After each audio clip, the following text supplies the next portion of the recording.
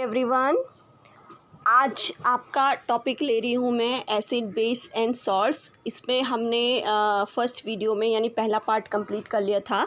ठीक है, अब जो सेकंड पार्ट है आपका दैट इज़ कुछ सॉल्ट्स हैं। सॉल्ट्स के बारे में मैंने आपको लास्ट वीडियो में बता दिया था कि सॉल्ट क्या होते हैं, कैसे हम उसको प्राप्त कर सकते हैं, क्या क्या उसकी प्रॉपर्टीज़ हैं, ये सब मैंने आपको लास्ट वीडियो में बता दिया था। ठीक है, अब इस वीडियो में हम क्या करेंगे कि जो सॉल्ट होते हैं, जो यूज़फुल सॉल्ट हैं हमारे लिए, उन 5-6 सॉल्ट के हम क्या करेंगे, यूजेस पढ़ेंगे, कैसे मिलकर बनते हैं, मतलब किस तरीके से उनका केमिकल प्रोसेस होता है बनने का, वो सब देखेंगे। ठीक है, तो सबसे पहला सॉल्ट है आपका दैट इज़ सोडियम हाइड्रोक्साइड। ठीक है, इसका सूत्र होता है NaOH, यानी इसका केमिकल फार्मूला होता है NaOH। ठीक है, अब ये बनता कैसे है? ठीक, ये जो NaOH है यानी सोडियम हाइड्रोक्साइड, ये बनता कैसे है? ठीक, तो ये बनता है आपका सोडियम क्लोराइड के जलीय विलयन से विद्युत प्रभावित करने पर यह वियोजित होकर सोडियम हाइड्रोक्साइड उत्पन्न करता है। ठीक है, तो सोडियम क्लोराइड यानी NaCl, ठीक, इसके जलीय विलयन में यानी वाटर इसमें ऐड होगा। ठीक है, तो सोडियम क्लोराइड के जलीय विलयन में जब विद्युत धारा प्रभावित की जाती है तो क्या होता है, ये स्प्लिट हो जाते हैं यानी टूट जाते हैं, वियोजित हो जाते हैं। आपने वियोजन अभिक्रिया पढ़ी थी सबसे पहले चैप्टर में, तो ये भी एक वियोजित अभिक्रिया है। ठीक है, इलेक्ट्रिसिटी के माध्यम से। ठीक, तो ये वियोजित होके क्या बनता है, NaOH बनता है, क्लोरीन गैस बनती है और हाइड्रोजन गैस बनती है। ठीक है, तो NaOH हमें प्राप्त हुआ, उसके साथ साथ क्लोरीन गैस प्राप्त हुई और हाइड्रोजन गैस प्राप्त हुई। ठीक, तो इसमें और देख लेते हैं। अब ये देखिए, अब जो ये हम प्रैक्टिकल में बताएंगे, मतलब करके बताएंगे लैब में आपको। तो अभी आप ऐसे ही थ्योरेटिकल समझिए थोड़ा सा कि इस वाली अभिक्रिया में यानी NaOH के बनने की जो प्रक्रिया में है वो क्या होता है। देखिए, जो एनोड और कैथोड का काम करते हैं वो कौन करता है, Cl2 यानी क्लोरीन गैस आपका एनोड का काम करती है। ठीक है, और कैथोड का काम कौन करता है, H2 गैस यानी हाइड्रोजन गैस। कैथोड के पास NaOH का विलयन बनता है और कैथोड के पास किसका विलयन बनता है, NaOH का विलयन। इस तरीके से हमें NaOH क्या होता है, प्राप्त होता है। इसको हम प्रॉपर आपको प्रैक्टिकल करके बताएंगे। ठीक है, ओके, अब नेक्स्ट देख लेते हैं इसका उपयोग। तो इसमें सबसे पहले NaOH का जो उपयोग है, हम इसको नहीं लेते यहाँ पे। ठीक है, हम सीधे NaOH का उपयोग लेंगे। तो जो NaOH का उपयोग है यानी सोडियम हाइड्रोक्साइड का जो उपयोग है वो है ग्रीस हटाने के लिए। ठीक है, और साबुन व कागज़ बनाने के लिए। इसका ज़्यादातर यूज़ किस में होता है, साबुन बनाने में। ठीक है, तो चलिए नेक्स्ट देते हैं। आई होप आपको ये समझ आ गया होगा NaOH। अब नेक्स्ट वीडियो है, अब नेक्स्ट टॉपिक है आपका विरंजक चूर्ण। नेक्स्ट टॉपिक क्या है, विरंजक चूर्ण। ठीक है, तो विरंजक चूर्ण को बोलते हैं क्या, ब्लीचिंग पाउडर। इसको क्या बोलते हैं, ब्लीचिंग पाउडर। तो ब्लीचिंग पाउडर का जो सूत्र होता है, केमिकल फार्मूला, ये केमिकल फार्मूले भी आपको याद रखने हैं क्योंकि ये एग्ज़ाम में पूछे जाते हैं। ठीक है, जैसे पूछ लिया कि what is the formula of bleaching powder, तो विरंजक चूर्ण का केमिकल सूत्र बताइए। ठीक, तो जो ब्लीचिंग पाउडर है उसका केमिकल फार्मूला होता है CaOCl2। ठीक है, CaOCl2। अब ये बनता कैसे है, ठीक है, इसका निर्माण लेबोरेटरी में कैसे किया जाता है तो वो देख लेते हैं हम यहाँ पे। तो सबसे पहले शुष्क बुझे हुए चूने यानी बुझा हुआ चूना क्या होता है, कैल्शियम हाइड्रोक्साइड। तो कैल्शियम हाइड्रोक्साइड पर क्लोरीन की क्रिया से विरंजक चूर्ण प्राप्त होता है। यानी सीधे से अगर बोलूँ तो जो कैल्शियम हाइड्रोक्साइड है, जिसको चूना भी बोलते हैं, बुझा हुआ चूना भी बोलते हैं, तो इसके साथ अगर क्लोरीन गैस की अभिक्रिया कराई जाए तो आपको क्या प्राप्त होता है, विरंजक चूर्ण प्राप्त होता है, प्लस वाटर निकलता है। ठीक है, एज अ प्रोडक्ट। तो इस तरीके से आपका विरंजक चूर्ण लेबोरेटरी में तैयार किया जाता है। अब देखिए इसका उपयोग क्या है। ठीक है, ये जो हम सॉल्ट्स पढ़ रहे हैं इनके उपयोग भी हैं, कभी कभी आ जाता है इन पे शॉर्ट नोट लिखने के लिए। ठीक, तो इसका उपयोग है सबसे पहले वस्त्र उद्योग में सूती व लिनेन के विरंजन के लिए। ठीक है, तो वस्त्र उद्योग में किस चीज़ के लिए, सूती व लिनेन के विरंजन के लिए इनका उपयोग किया जाता है। ठीक, दूसरा हो गया आपका कागज़ की फैक्ट्री में लकड़ी के मज्जा के विरंजन के लिए। तो ब्लीचिंग के लिए, विरंजन मतलब होता है ब्लीच के लिए, ठीक है, ब्लीचिंग। तो ब्लीचिंग करवाने के लिए, कपड़ों की ब्लीचिंग करवाने के लिए और कागज़ की फैक्ट्री में लकड़ी की ब्लीच करवाने के लिए इस चीज़ का यूज़ किया जाता है। पीने के पानी में रोगाणुनाशक के रूप में, आपने देखा होगा क्लोरीन की गोलियां डालते हैं आप, ब्लीचिंग पाउडर को भी यूज़ किया जाता है साफ़ करने के लिए, पानी को साफ़ करने के लिए, ठीक है। अब नेक्स्ट देख लेते हैं। नेक्स्ट है आपका बेकिंग सोडा, या आपने बहुत सुना होगा बेकिंग सोडा, ठीक। तो देख लेते हैं इसका जो सूत्र होता है, इसका जो केमिकल फार्मूला होता है दैट इज़ NaHCO3। क्या होता है? NaHCO3, ठीक। तो ये क्या होता है, देखिए कैसे बनता है NaHCO3। इसको सोडियम बाइकार्बोनेट भी कहते हैं, ठीक है, सोडियम बाइकार्बोनेट भी कहते हैं इसको, सोडियम हाइड्रोजन कार्बोनेट भी कहते हैं इसको, ठीक है, और बेकिंग सोडा भी इसका नाम है।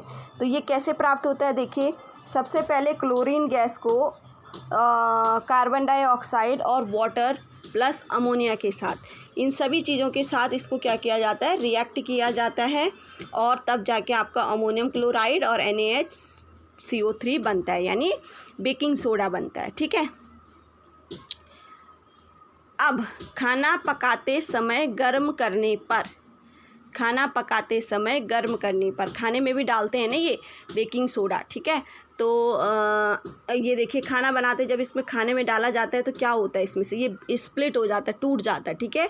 तो NaCO3 में यानी सोडियम कार्बोनेट में टूट जाता है, वाटर में टूट जाता है और CO2 में टूट जाता है ये, ठीक है। ऐसी रिएक्शन होती है जब इसको खाने में मिलाते हैं गर्म करते हुए। समझ में आ गया? ओके, अब इसके उपयोग देख लेते हैं। जो ये बेकिंग सोडा है इसका यूज़ क्या क्या है। बेकिंग पाउडर बनाने के लिए इसका यूज़ किस में किया जाता है, बेकिंग पाउडर बनाने के लिए। Baking powder baking soda plus tartaric acid को मिला के बनाया जाता है, ठीक है।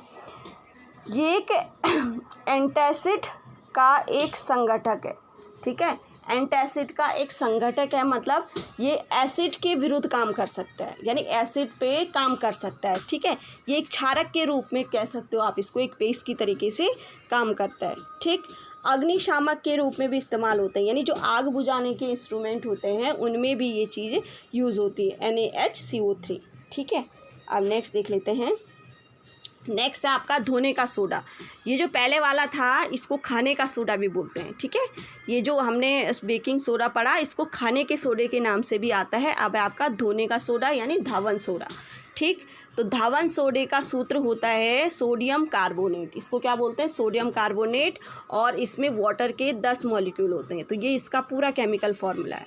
तो सोडियम कार्बोनेट के साथ वाटर के 10 मॉलिक्यूल होते हैं, दैट इज़ धावन सोडा या सोडियम कार्बोनेट या धोने का सोडा, ठीक है, या वॉशिंग सोडा, इसको क्या कहते हैं, वॉशिंग सोडा, ठीक। अब इसका निर्माण कैसे किया जाता है, यानी ये बनता कैसे है। तो सोडियम कार्बोनेट के पुनः क्रिस्टलीकरण से धोने का सोडा प्राप्त होता है। तो सोडियम कार्बोनेट के क्रिस्टलीकरण यानी वाटर से इसकी अभिक्रिया कराने पर क्या बनता है, sodium carbonate plus into 10 molecules of water, ठीक है। तो कैसे बनता है ये, सोडियम कार्बोनेट के साथ वाटर का रिएक्शन कराते हैं, ठीक है, तब जाके क्या बनता है आपका सोडियम कार्बोनेट यानी धोने का सोडा या वॉशिंग सोडा, ठीक है। ओके, अब नेक्स्ट इसके उपयोग देख लेते हैं। इसके उपयोग क्या क्या हैं। इसके उपयोग हैं, सबसे पहले कांच, साबुन व कागज़ उद्योगों में इसका उपयोग किया जाता है। कांच को साबुन बनाने के लिए और कागज़ उद्योग में इसका उपयोग किया जाता है। घरों में सफाई के लिए भी इसका उपयोग किया जाता है, ठीक है, घरों में सफाई के लिए भी। जल की स्थायी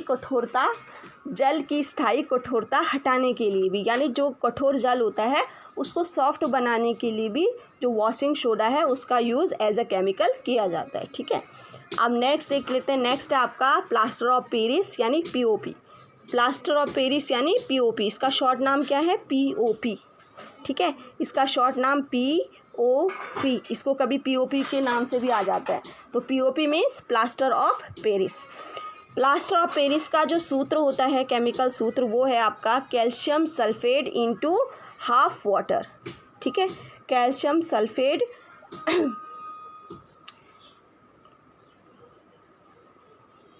इसका जो सूत्र होता है वो होता है आपका calcium sulphate plus half water. ठीक है, तो अब देख लीजिए ये बनता कैसे है। ये जो ये प्लास्टर ऑफ पेरिस है, ये बनता कैसे। ठीक है, तो जिप्सम को 370 डिग्री केल्विन पर गर्म करने पर यह जल के अणु त्याग कर कैल्शियम सल्फेट बनाता है। ठीक है, कैल्शियम सल्फेट बनाता है। तो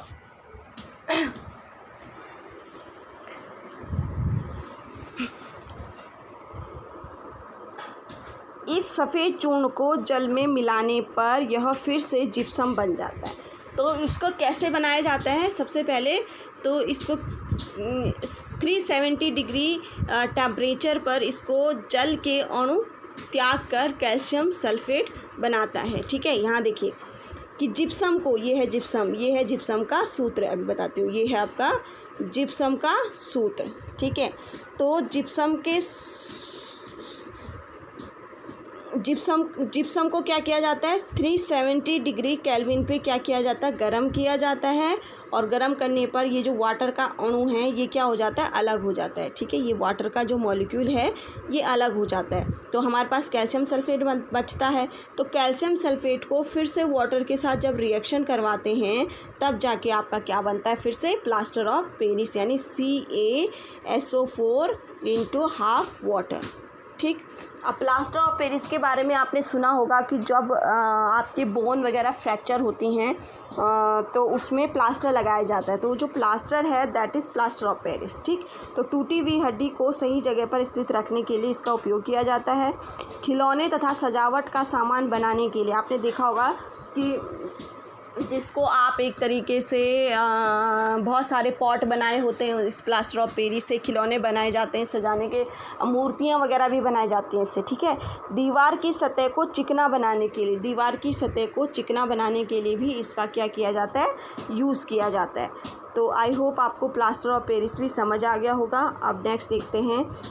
नेक्स्ट है आपका क्रिस्टलन का जल। कई बार शॉर्ट नोट में 1 नंबर में आ जाता है कि क्रिस्टलन का जल क्या है। तो लवण के एक सूत्र इकाई में जल के निश्चित अणुओं की संख्या को क्रिस्टलन का जल कहते हैं। क्या? लवण के एक सूत्र इकाई में जल के निश्चित अणुओं की संख्या को क्या कहते हैं? क्रिस्टलन का जल। ठीक है, तो जैसे ये आपको यहाँ पर दिख रहा है, ये कैल्शियम सल्फेट है। कैल्शियम सल्फेट में 5 अणु किसके हैं? जल के। तो ये क्या है? एक कैल्शियम सल्फेट का क्रिस्टलन का जल है ये। ठीक है, तो आई होप आपको ये समझ आ गया होगा ये चैप्टर। आप चलते हैं, ये चैप्टर मेरे हिसाब से कंप्लीट हो चुका है, तो आप इसको लर्न भी करिए साथ साथ।